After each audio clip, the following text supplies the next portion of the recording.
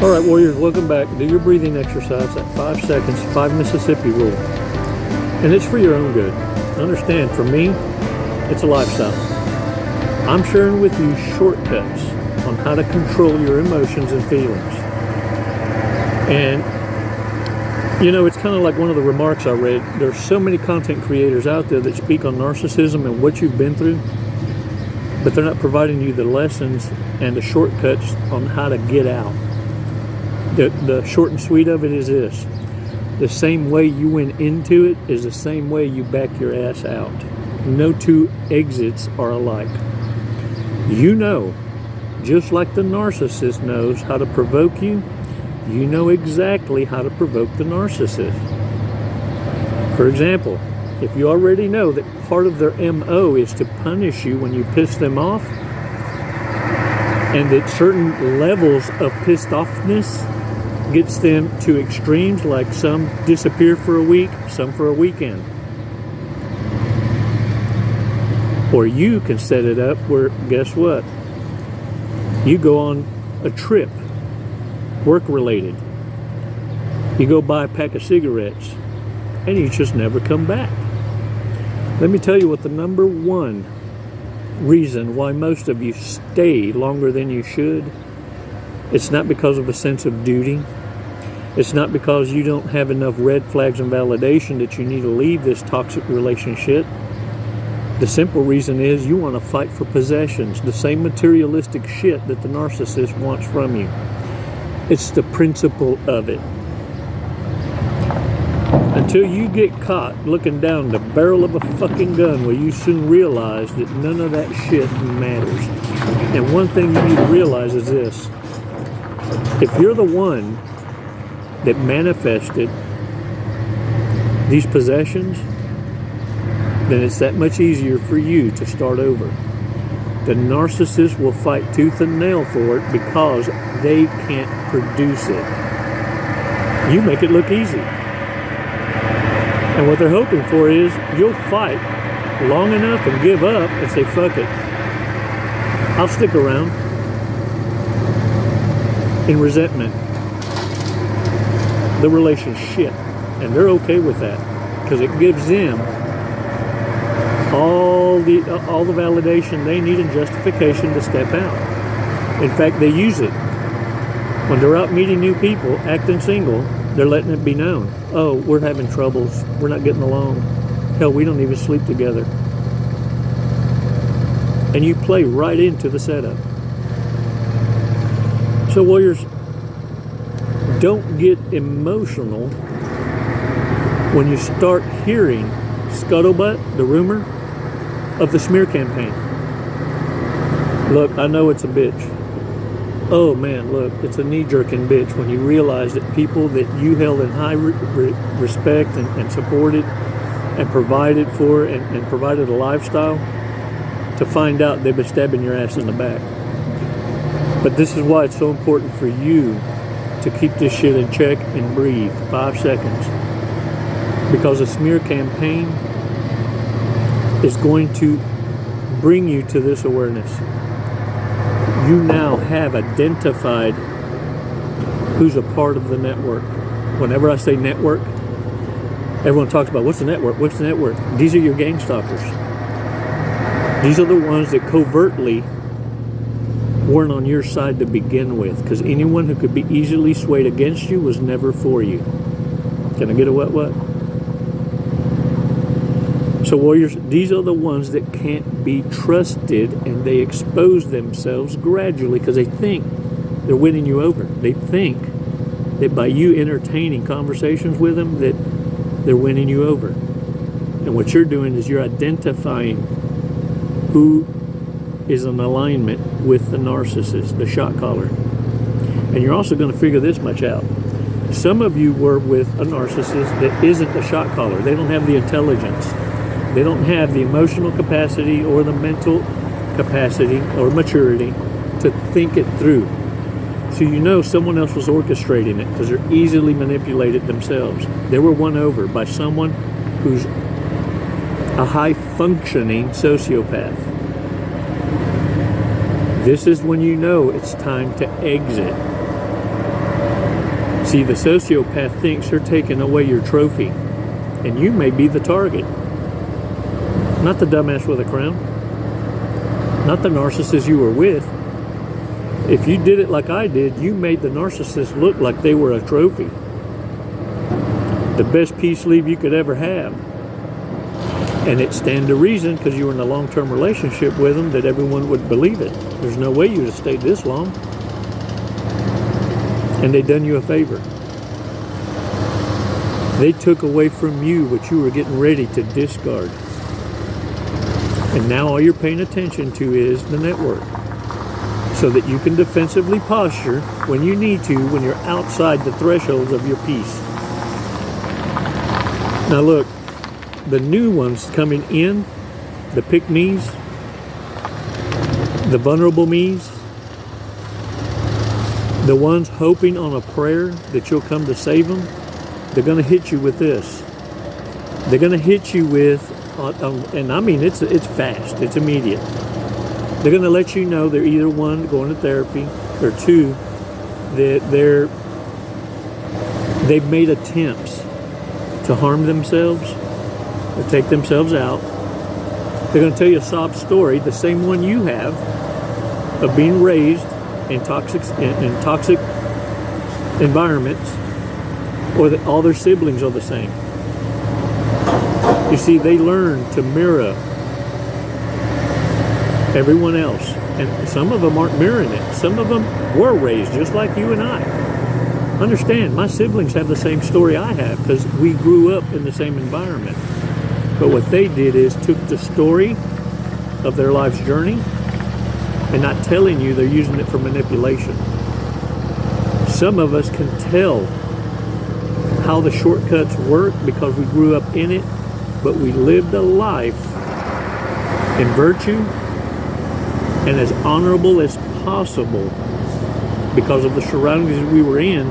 Some of us adopted some of these traits out of survivability. And you don't need to be self-convicting because of it. It's what got your asses out. For those of you wondering, how the hell do I get out of the situations?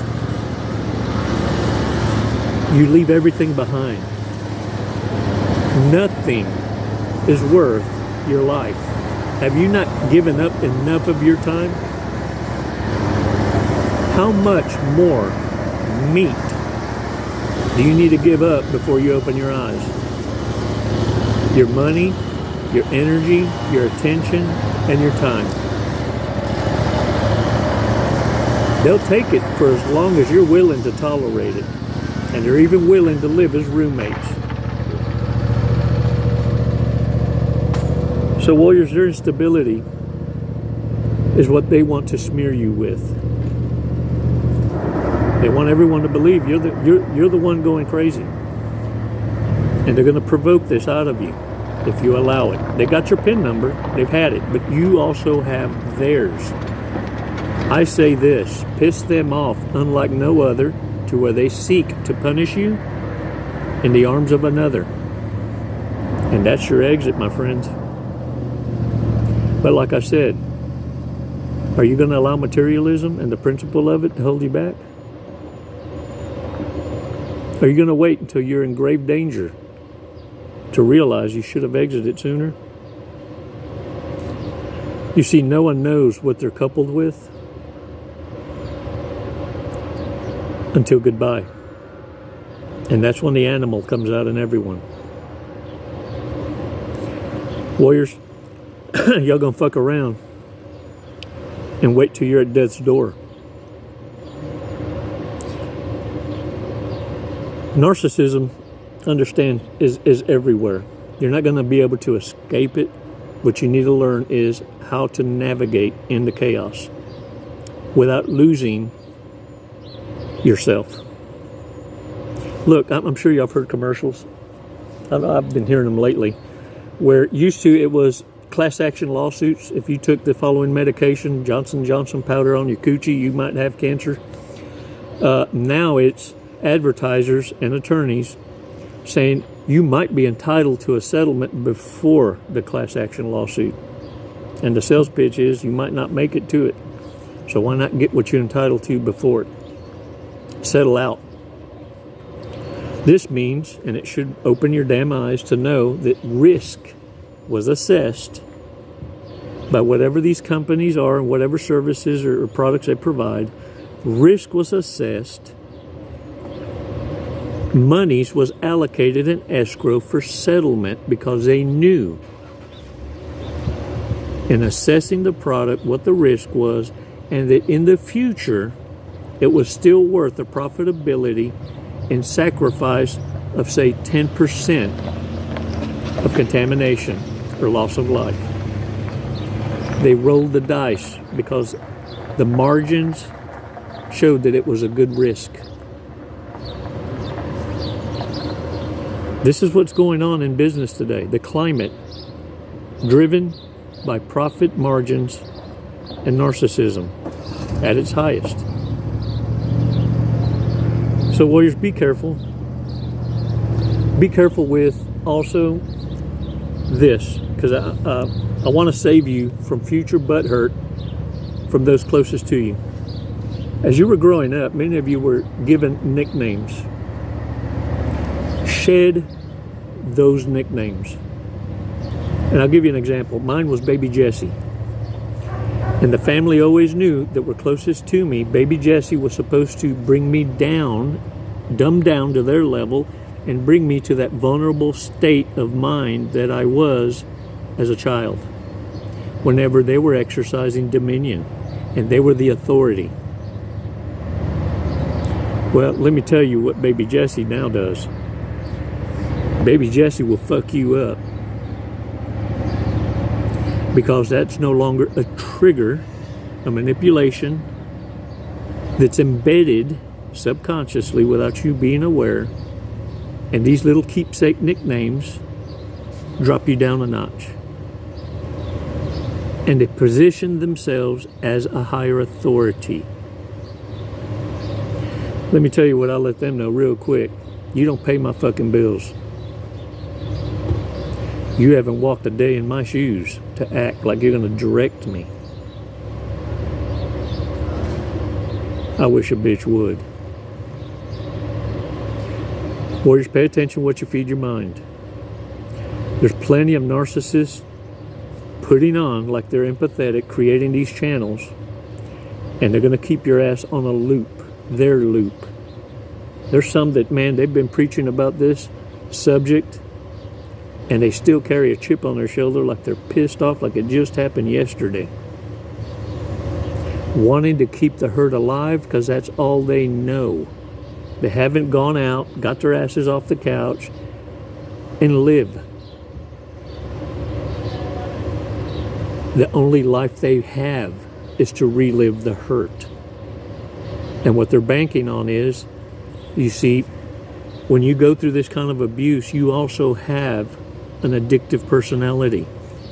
And what they're hoping is you go from coping with one addiction to their voice. Any coach or any therapist wanting to help you out is wanting to get you off these programs, get you off this training program on your own, thinking for yourself, championing yourself, teaching you how to motivate yourself like you used to before you ran into these toxic ass narcissists. If you're listening to a loop, you'll soon catch yourself knowing you outgrew them. And then when you come back and look at them, it's going to give you the heebie-jeebies. Because you're going to realize in their mannerisms and how they were displaying the truth, it was in such a way that they loved to hear themselves talk. But they were in a rehearsed loop, constantly digging and scratching your scabs and not allowing it to heal. They themselves pouring salt on the very wounds that you're trying to heal. You know which ones I'm talking about. I know you know this. What I need you to do is stop ignoring it. Just like you did the red flags and the relationships that brought you to these channels. You're badasses. You're numero uno. and you ain't nobody's bitch or emotional tampon anymore. Look, you're gonna trip up every now and again, though. It happens to the best of us. Pretty privilege is a bitch, let me tell you. But after trying different flavors, you'll realize that your walk-away game boggles their mind, because they're not used to being rejected. And here soon, you'll become their obsession. Who the hell do you think you are to ignore me? Guess what? You just now became the trophy. Now run along. Go play with your own kind. In the meantime, warriors, stay in your damn lane. You suffered from FOMO, acting like they were acting. Check this out. You had the toy, they had the box. They made the box look like it was more funnerist than the toy. And you went over there trying to fight them to play with the box. Get out of their damn playground. You can't win. They'll fuck around, trick you, and take your toy. It's never goodbye. It's always until next time, warriors. Namaste.